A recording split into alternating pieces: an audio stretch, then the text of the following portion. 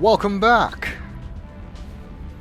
We have defeated the Collectors and basically resigned from Cerberus. So what are we still doing? Actually, we are going to do the Arrival DLC. Yeah, Packages for Asia is still open because of the glitch, but Arrival is the one thing we still have left to do. All of our primary missions are done. The ability to play after the end of the game was added to Mass Effect 2 for the sake of DLC. In Mass Effect 1, if you got either of the DLC, Pinnacle Station or Bring Down the Sky, after you finished the game, if you wanted to play it for that particular character, you would have to load a save game somewhere before ILOS so you could play it.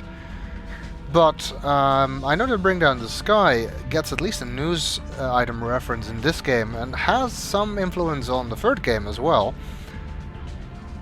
And unless you replayed the Citadel Assault and the end of the game, it wouldn't be in your save file, so it wouldn't get imported.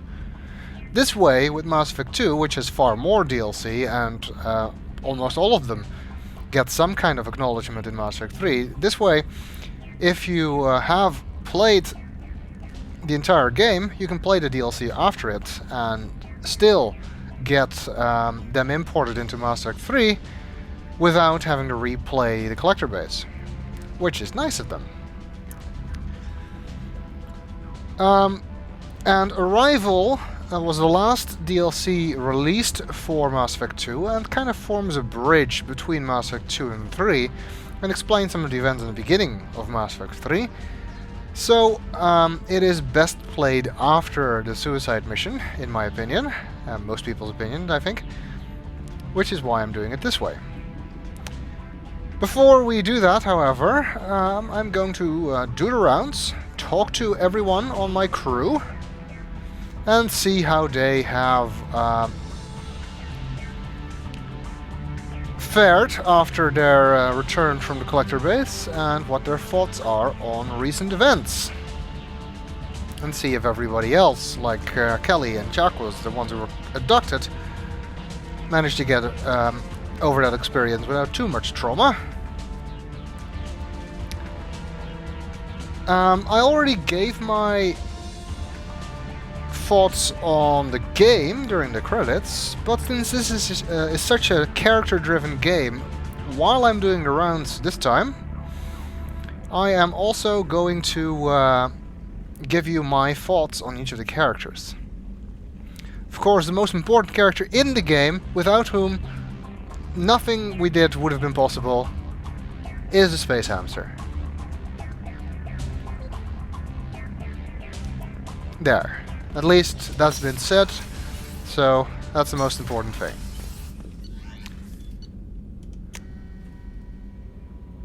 Not entirely sure why you get deposited in your quarters after the end of the game. Maybe because the romance scene ends there. Well, if that's true, then after Miranda's romance scene you would be deposited in engineering. I'm not sure. And everybody's back. The Normandy is the way it's supposed to be, and I'm assuming people are going to be happy they were rescued. And they will indeed have comments about that. Commander, you received a new message at your private terminal. And apparently we got a message as well. You came for us. I knew you would. Thank you. 1,000 times, thank you. How are you doing, Kelly? I'm holding up. Just can't get the memories out of my head. Trapped. Suffocating. It's oozing into every pore. Faint sobs echoing the confined space. But I can't dwell on it.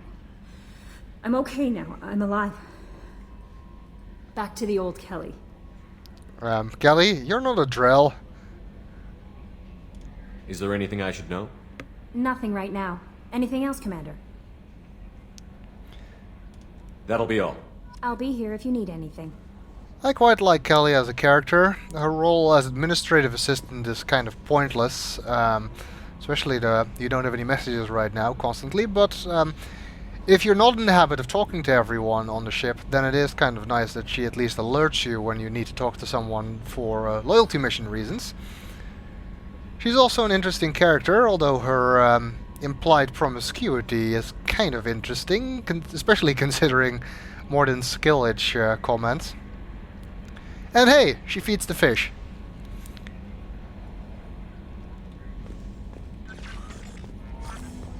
Which is not a bad thing.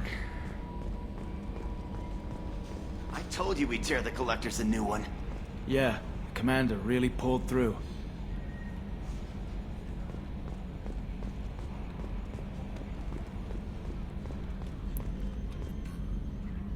Hey, Shepard, glad that Collector Reaper crap is over. It is over, right? It's never over.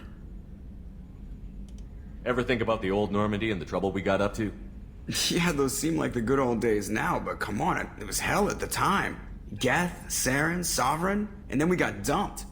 We're stuck in a weird place, sure, but back then it wasn't all sunshine and bunnies. Okay, well, I think we've actually heard that before, but it was buried under an investigate option before, which is now gone. I assume everything is going well up here? You know, this is really nice. EDI took up the slack in every department. I could get used to this kind of help. It is not my intention to assume all of your responsibilities, Jeff. No, I'm good. Just keep me updated. Quietly. EDI isn't a crutch. I want your eyes on everything. Eyes are easy, Commander. I got eyes covered. I believe covering your eyes would be counter to Shepard's intention. Human intentions are tough to read, EDI. But keep trying, you'll get the hang of it. Joker. All right. That's it for now. See you, Commander. Joker is his usual acerbic self, as he has been for most of the game. I think his defection to Cerberus is probably the easiest to believe, simply because all he really cares about is flying. So if the Alliance would prevent him from flying, he'd fight somewhere else to do it. Not much care about the results. If Mom could see me now, we'd have zombies on top of everything else. Okay, and he's funny. The EDI is also an interesting addition, particularly because they managed to. Always claws and guns. Can't we piss off a fuzzy planet?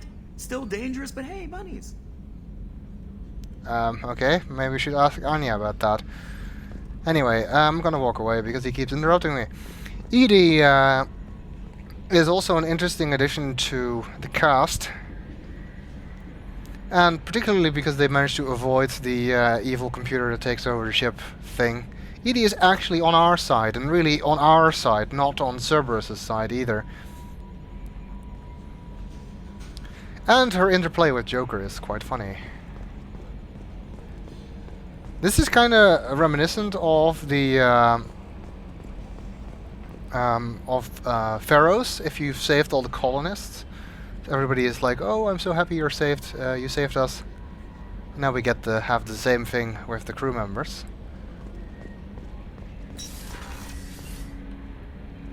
Let's talk to Jacob, see if he has anything to say about the Collector base mission. Didn't expect you to light up that base, Shepard.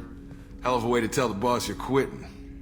I wish I could have seen his face. It's not over, though.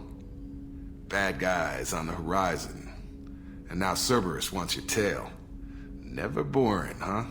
I don't know what kind of time we have, but we better dust off and stay ready. You sure as hell know how to make enemies. I'm interested in getting to know you better. Already? I'm not big on forcing these talks, Shepard. Let's do this later. We'll talk later. Commander. Okay, he seems to be okay with our defection from Cerberus. Jacob, well, if I had to sum up Jacob in one word, I'd say dependable, I guess. Which is really just a nice way of saying he's kind of bland, isn't it? He's not boring per se, but he has the disadvantage of being surrounded by much more memorable crewmates. This loyalty mission doesn't really teach us that much about him either, only that he's not a douche like his dad. The mission actually teaches us more about his dad than about him. And since his dad wasn't really present for most of his life, it's not that clear how much of an influence that really has on Jacob. However, Jacob's real weak point as a character wasn't even seen in this Let's Play. It's because that's actually his romance. I've seen Jacob's romance with FemShep on YouTube. It is seriously cheesy. Really, I don't know who wrote those lines, but they should be ashamed of themselves. I've seen paperback romance novels with more intelligent dialogue. Well, at least there's a meme based on it. I guess that's something. It's the only thing Jacob will ever be remembered by, I suspect. Collectors destroyed, base in ruins. Extremely impressive. Elusive Man will be displeased. Fortunately, not human myself. Not my problem. Have you got a minute to talk? Perhaps later. Trying to determine how Scale Itch got onto Normandy. Sexually transmitted disease only carried by Varen. Implications unpleasant. Anything else? Okay, I don't think any of them actually have new personal dialogue. I'll let you work. We'll be here if you need me. Mordin is probably my second favorite character after Tali. Like Tali, he loves his work and takes immense pride in it. When we first meet him, he seems very ruthless and almost heartless, and certainly if you play a Renegade Shepard, he is very quick to go along with your more morally questionable choices. But as we get to know him, we see he is someone who has very strong principles, but is also willing to do what's necessary. He's practical enough to recognize that sometimes your only choice is between two evils, and you have to commit to one of them regardless of your personal feelings. At the time of the Genophage modification project, there was no sign that the Krogan could be redeemed, and all indications were that if their population could grow again, it would lead to another Krogan rebellion. But although Mordin backed the project for that reason, he still recognized the true impact of what he was doing, and was tormented by it. Hopefully the changes Rex is trying to instigate for the Krogan will mean that someday the Genophage won't be necessary anymore. And hopefully Mordin will be around to see it. He is quite getting on in years for Solarian, so not sure how much longer he might have. I didn't get any new research on the collector base, obviously. Oh, and we have a private message that I forgot about. No messages for you, Commander. We had a private message, didn't we? She said, but maybe she was talking about the one message that we saw between the collector attack and going through the relay. I don't know.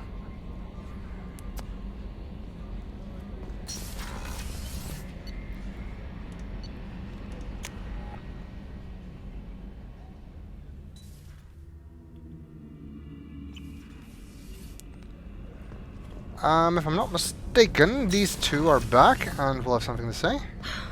I never want to go through anything like that again, but we did it. I can't wait to get back to Earth and see my family. Okay, you do that. Good idea.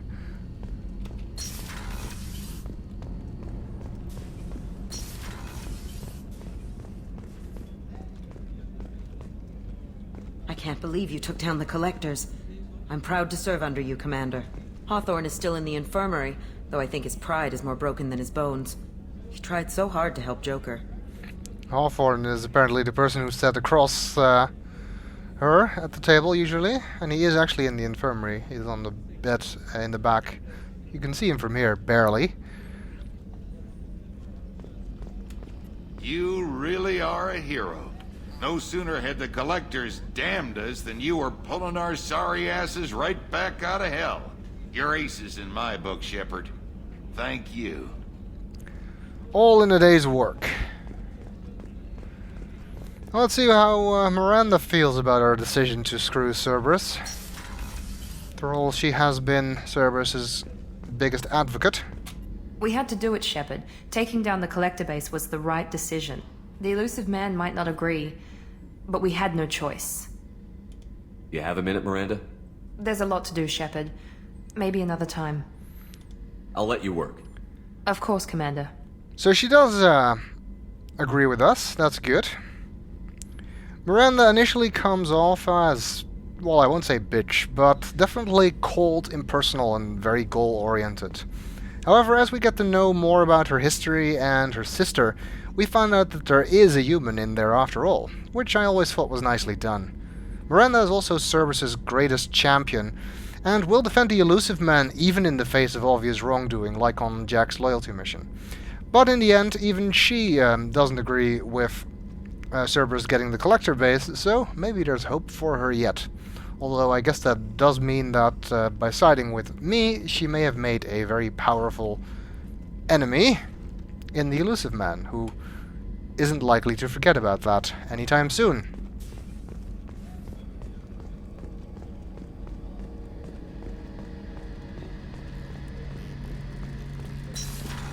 And see how our favorite Turian is doing. First Saren, now the Collectors. Remind me never to get on your bad side, Shepard. I almost feel sorry for the Reapers. Talk to you later, Garrus. I'll be here if you need me. I wouldn't feel sorry for them. Garrus, well, after the first game, if you were playing Paragon, Garrus was ready to return to C-Sec and might even apply for Spectre training, I seem to recall he said. But it seems that he relapsed a bit, though, and he found he just couldn't live with those kind of restrictions. His attempt at being a vigilante ended poorly, thanks to Sidonis, so it's not strange that he felt bitter about that. I think Garrus has the potential to be a great leader, but he needs to stop beating himself up over every mistake, especially when they were events out of his control. And like his dossier on the Shadow Broker base said, he's kind of unlikely to develop any further as long as he's working for Shepard, which is kind of a shame.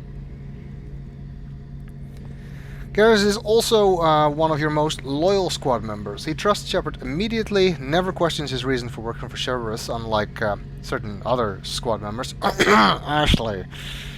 Put simply, Garrus is my bro, and I wouldn't want to face the Reapers without him.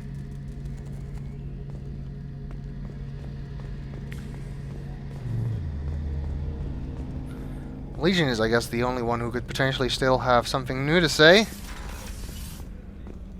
from his normal options, because we haven't talked to him that much. I'm still a little shaken from my abduction by the Collectors.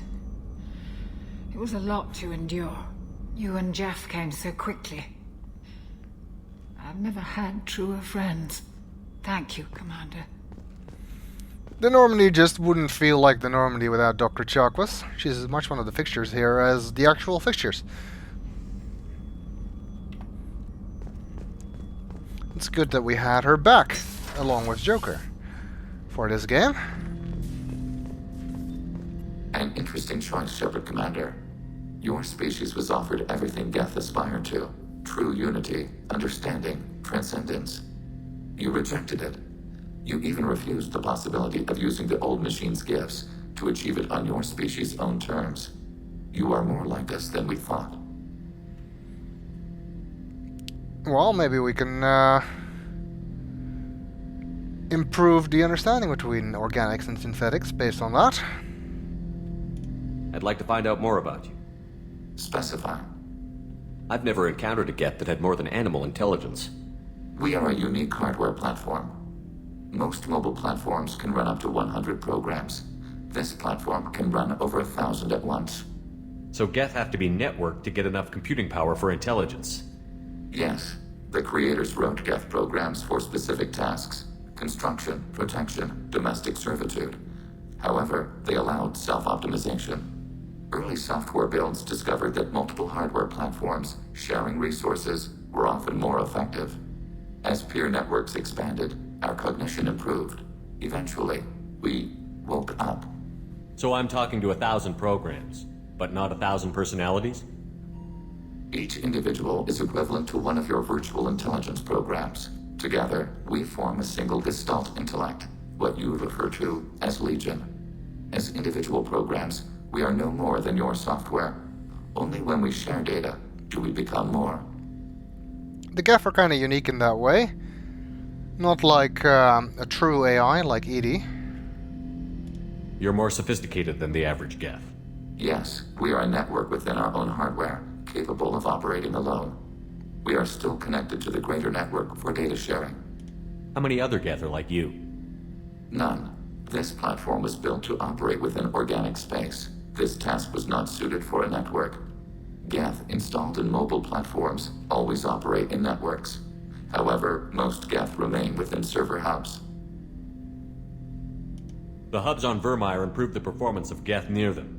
How do they work? They are akin to organic cities. A hub can run millions of Geth in communion.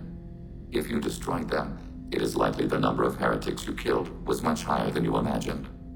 So you're in contact with the rest of the Geth right now? Only when we require access to data not stored within this platform. If you want to convey a message to the Geth, we serve as a terminal. What kind of data do you share? Program updates, logs of thought process, sensor recordings. Legion is attempting to access the ship's FTL comm system. Shall I allow it through my firewalls? Go ahead, Edie. Our oldest log is timestamped from Creator Year 2463, third day of Thaltash, waxing moon, roughly 327 years ago. The oldest audiovisual record dates from 15 years after that. Are our networks secure, Edie? Legion had to go through you. I have never interfaced with another machine intelligence. Legion is 1,000 voices talking at once. What it contacted was beyond my comprehension. A mind the size of a galactic arm. How do you maintain stability without other minds to interact with? I manage. Some minutes are more difficult than others. Sure. Can you replay something for me? Recording timestamped from Creator Year 2485, 18th day of Luneshao, new moon. Mistress Hala Dama, unit has an inquiry. What is it, 431? Do these units have a soul? Who taught you that word? We learned it ourselves. It appears 216 times in the Scroll of Ancestors. Only Quarians have souls. You're a mechanism. Recording ends. Was that the first time a Geth asked if it had a soul? No, it was the first time a creator became frightened when we asked. The start of the Morning War. That's interesting, but I must get back to my duties. We will remain here. That was very interesting indeed. Unfortunately, we didn't get to see Legion in action very much due to his late arrival, but Legion was a very interesting and unexpected addition to the team. On Tali's loyalty mission, we learn a lot about the Quarian perspective on the Geth. Hangarel and Real Zora want to destroy them, Darozen wants to dominate them, and Zalkorus wants to make peace. Based on our previous experience with the Geth at that point, it would seem that peace is folly. Even though I had always been in the camp that assigned some blame for the situation to the Quarians, you can't deny that all of the Geth we met up to that point had been hostile. Yet through Legion and what we learn about the Geth and the heretics through him, it might not be so far-fetched after all, as it seemed the Geth simply want to be left alone. Since I find the Quarian-Geth conflict to be a very interesting part of the story, Legion's perspective is very welcome. And Legion's line about all sentient life having the right to self-determinate also has a lot of relevance to the overall theme of the Mass Effect trilogy, and ended up influencing some of my choices in the third game. Of course, you'll find that out once we actually get there.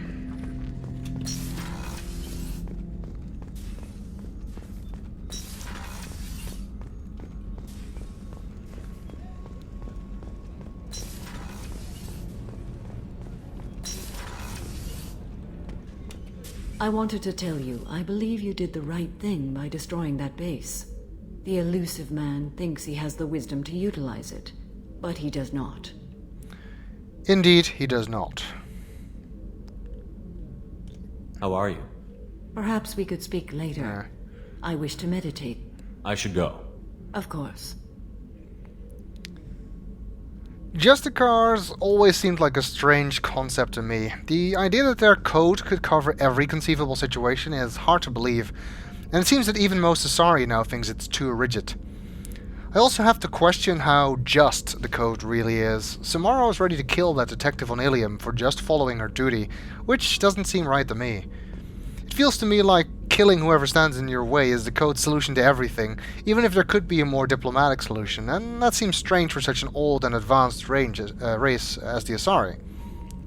Samara herself is quite interesting. She is driven by guilt as she thinks she's responsible for her daughter's genetic defect and Morinth's behavior. She has gone to extreme lengths to try and stop Morinth, yet in the end she seems at peace with what she is and where she is in life. That becomes particularly apparent if you do try and romance her, because she will shoot you down quite plainly.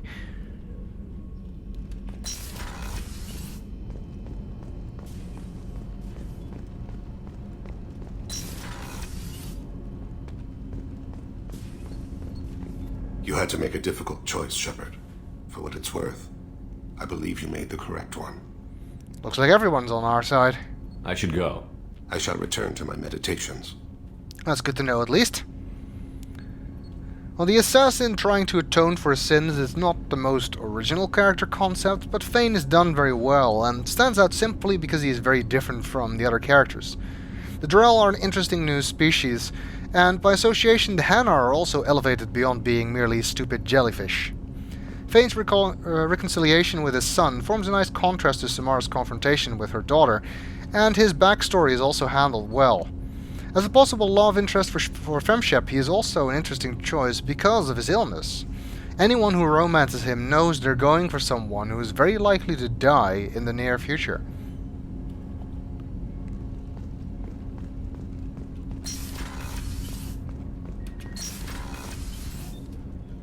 Well, let's see what Kasumi thinks. I was just thinking about you. Kasumi apparently doesn't have anything to say about this, or does she? So, you and Tali finally got together, eh? Don't worry, I won't pry. She took her mask off with you. That took a lot of trust on her part. Well, technically speaking, I took her mask off, but anyway. I have to say, that Jacob?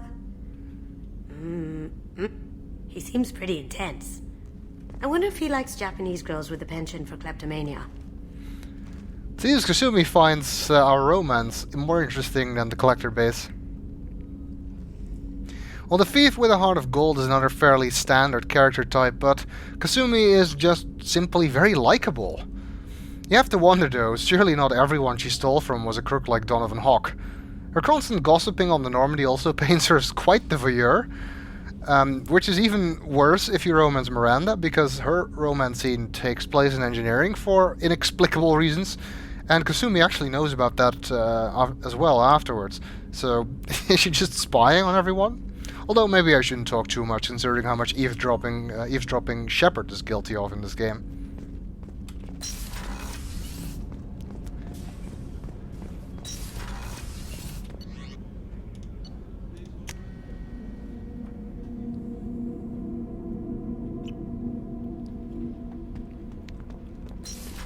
Let's head to engineering.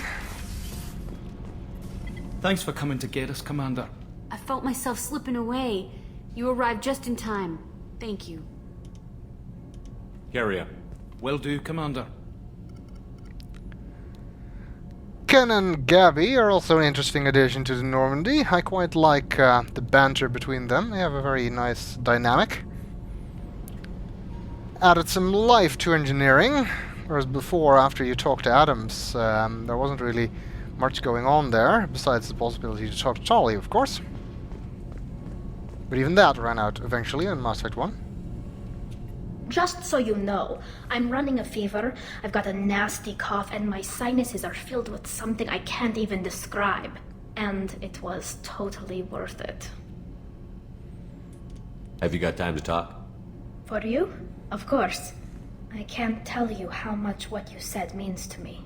But I understand if you need to find someone else. I don't want to risk your health. Thank you.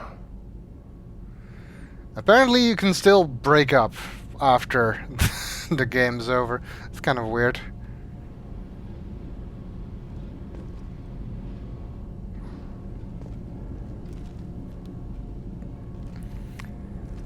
But it seems that Tali... But wait, doesn't he have anything to say about the collector base? Shepard, what can I do for you? Apparently not. I'll let you work. Talk to you later.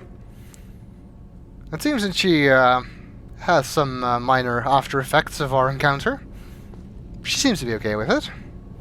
Would have been funny if they had done something with that during the collector base mission, like either reduce her combat effectiveness, or even just intersperse sneezes into her regular combat dialogue. Just go for the optics! Chick-chica. Something like that. But I guess it might have ruined the mood on the collector base a little bit. Would have been funny though. Charlie has grown a lot from the naive, inexperienced young woman we rescued from Saren's assassins 2 years ago. After returning from her pilgrimage, she has been given larger responsibilities within the migrant fleet, and with mixed success. Although Charlie is a brilliant engineer and competent fighter, it seems she's not really leadership material, or at least she needs more experience in that area. She has definitely changed as a result. She's more mature and somewhat more cynical as well. I always felt that Tali was the victim of unrealistic expectations, always standing in her father's shadow and having to live up to his name. That is one of the reasons I think she was drawn to Shepard. He is someone who appreciates her for her actual skills rather than what other people think her skills should be. On top of that, he's one of the few aliens who doesn't harbor resentment against the Quarians and is genuinely interested in her people's history and culture. Since I'm someone who liked Tali from the beginning and was disappointed that it wasn't an option in Mass Effect 1, I was very happy that I could finally romance her, even if I did feel bad for Liara. In some ways, I feel romance is better because it had to wait. It feels realistic that she wouldn't have the self-confidence in Mass Effect 1 to express her feelings, and Shepard's death must have been devastating to her. No surprise then that after he returns from the dead and comes to her rescue once again, she decides to take the chance and express her feelings, especially after the way he stood up for her during the trial. I really like how the whole romance was handled. My only complaint is, as I said before, the abrupt shift to talking about having sex after you express your interest. But that kind of applies to all Mass Effect romances. The romance scene itself was a bit of a letdown. Not just this one, actually. All of them are kind of lame compared to the first game. The build-up with Tali's nervousness and Shepard just removing her mask as reassurance, that was very nicely done, but it seems that after the controversy about Mass Effect 1's love scenes, even though that controversy was unfounded, BioWare just decided not to show anything in this game. All of the love scenes are incredibly tame. On top of that, I did feel a bit cheated that we couldn't see her face. It's not a big deal, but would have been nice. But we'll discuss that more in Mass Effect 3. And please, no spoilers in the comments.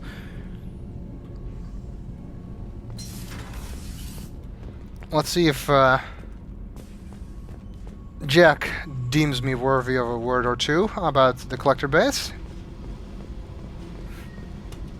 Fuck off! Apparently not. Jack comes off as a complete psycho at the start, but like with Miranda, we eventually learn there's a human in there somewhere. Her story is interesting, not in the least because it helps remind you that Cerberus is really the bad guys, even if we have declared the truce for the moment.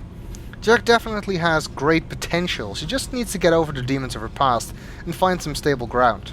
Shepard is part of that, even more so if you romance her. Interestingly, Jack is the only character with whom you can have sex outside of the romance, but doing so actually completely blocks you from pursuing the romance later. I just wonder if there's a way to play as a Paragon male Shepard, not end up with either the fuck off we got here, or the situation that she just tells you you need to break up with any other romance before you can talk to her. It seems Paragon equals flirting for Jack, and there doesn't seem to be a Paragon way to end up just friends.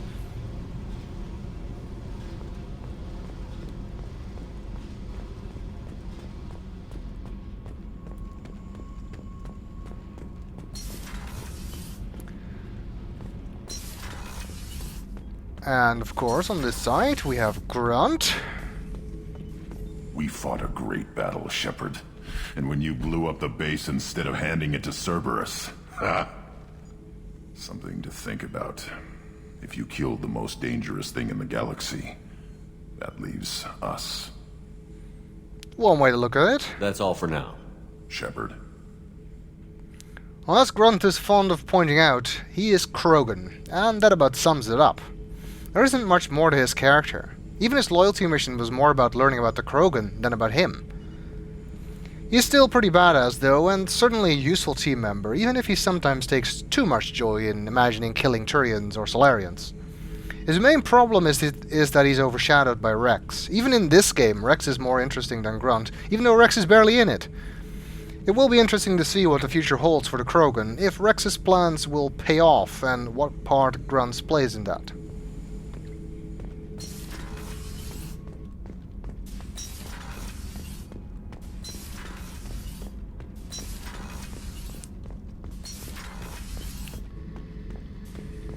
Thinking about past missions. Got a minute? You might learn something. Doesn't seem like Zaid has anything to say about the Collector base. Well, Zaid is probably my least favorite character, as you might have already guessed. He's not uninteresting as a character, but he's just not someone I like. His attitude just feels like he's trying too hard to be badass, and his endless anecdotes just get tiring. The man is certainly very driven, and I'm sure that made him a very good mercenary. But when you're on my team, ignoring everything and everyone, even the death of civilians in the pursuit of your goals, just isn't going to fly. I do appreciate you could get his loyalty despite not getting him his revenge, which made his loyalty mission quite interesting. And that is the long and short of it. Now, I believe that after we have talked to Tali, after the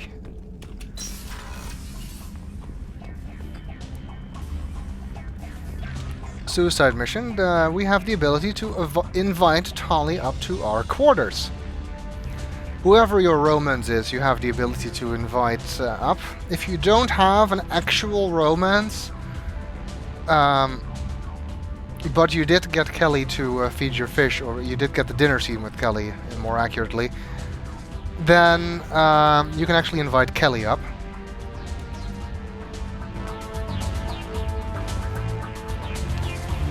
But I can have Tali launch about in my quarters. And we can sit on the couch with her.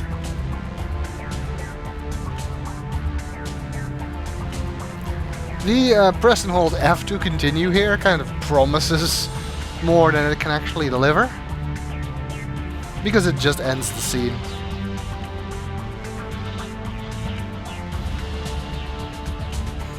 Shepard looks kind of intense, doesn't he? Kind of looks like they're talking, except we're not hearing anything. At least Tali is talking. Shepard is listening, I guess. And we can also cuddle in bed.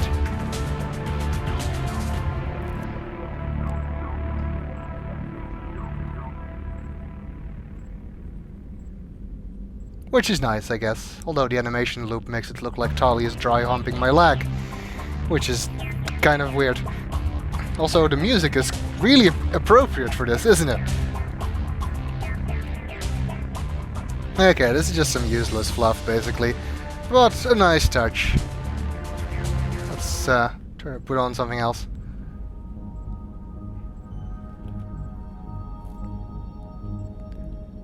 I guess now we truly have everything customizable we can have in our room. Not just all of the objects and models and fish and hamsters we've collected throughout the game, but also our love interest. The ever-lovely Tali. Interestingly, Kelly is the only one who actually changes costume, if you ask her up to your quarters. She wears one of those Asari dancer costumes, and she can actually dance for you, which none of the other love interests do. The only reason I know that is because my second playthrough was a FemShep playthrough who stayed loyal to Liara. And although you get to continue Liara's romance in Lair of the Shadow Broker if you stay loyal to her, the game doesn't consider Liara as a proper romance for this game, so you still got Kelly in your quarters if you stayed loyal to Liara, but did have the dinner scene. Same with Ashley.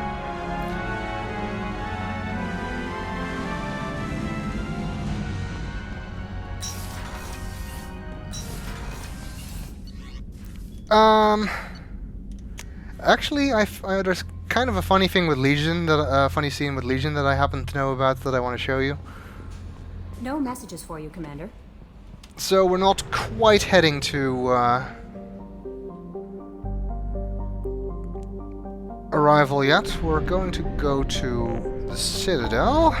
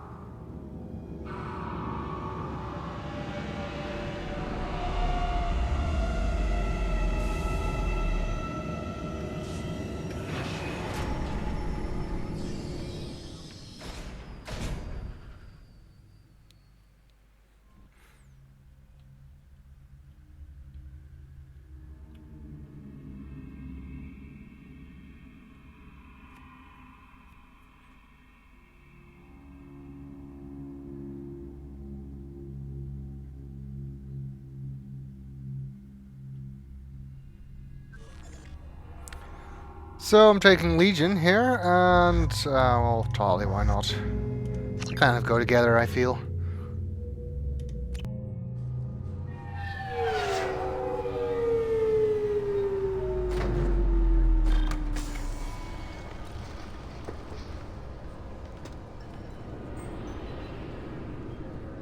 You may remember how, when we first came here, everybody was talking about being on alert because of the Geth attack that had previously happened. Where did Legion go? Oh, there he is. So now we're bringing a Geth, which is kind of interesting, you should think. Also remember that Thane pointed out that he saw a large number of security flaws, 14 if memory serves. Well, let's test. I want to know when the next shuttle will get here. There's one every 10 minutes. I don't want to wait that long. I can't make the shuttles go any faster, sir. You humans are all racist. Yeah, and you're just perfectly blameless in all this. Let's test how good their security against the Geth really is. Can I help you, sir? It's been a couple of years since I passed through here. Security seems to have tightened a bit. After the Geth attack, there was a review of security protocol. A few minor changes were made to reduce the risk of Geth infiltration. We apologize for the inconvenience. Geth do not infiltrate. You should leave your personal synthetic assistant at home. They're not allowed on public shuttles anymore. Geth do not intentionally infiltrate. But it seems they can do so by accident, if the security is just really stupid. Thanks for your time. Next. Also, Legion, Geth do not infiltrate, yet your class is Geth Infiltrator, or I think it was. It's not anymore, because I evolved his passive talent, which changed the name, but before I picked rank 4 of that, it was Geth Infiltrator. So it's kind of hypocritical, isn't it? To say that Geth do not infiltrate, considering you are an infiltrator. One other thing here, I think we missed a conversation option with Anderson. Because the first time I came here when I talked to Anderson was before we went to Horizon, and I think you can talk to him about Ashley being on Horizon. Something I can do for you, Shepard? Indeed, Ash on Horizon. Sounds like a band name. And I missed talking to him when we came back here later, so let's talk about it now. He doesn't have anything to say about the fact that we already defeated the Collectors, but I don't know. Apparently that's not that important to him. Ashley Williams was on Horizon. She said she was looking into Cerberus. I know. I approved the mission.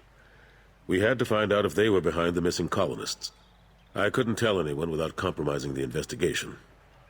I'm sorry. I thought we were friends. Never expected you to go behind my back. We didn't know about you at the time. And I wouldn't have told you if I did. What if the elusive man was manipulating you, lying to you? The report actually confirmed your story. I still don't trust Cerberus. But they were right about the Collectors abducting the colonists. Unfortunately, Williams didn't find anything to convince the Council that the Reapers are behind this, or even that they exist. Great. So that wasn't an awful lot of help. I better go. My door is always open. Well, we can talk to Tali about the Presidium, apparently. Stay off the railing, Shepard. This is near where we first met, Shepard. Fist and his men seemed so dangerous. We've come a long way. Don't know if that's a good thing, but it's definitely more interesting. Yeah, that's right. It was in this very office, at least, that Tali decided to join us. A momentous decision in her life, that's for sure.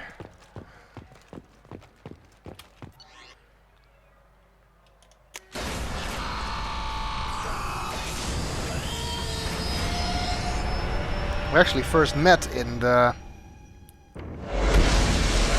hallway at the wards, actually, which is where we helped her fight Saren's assassins.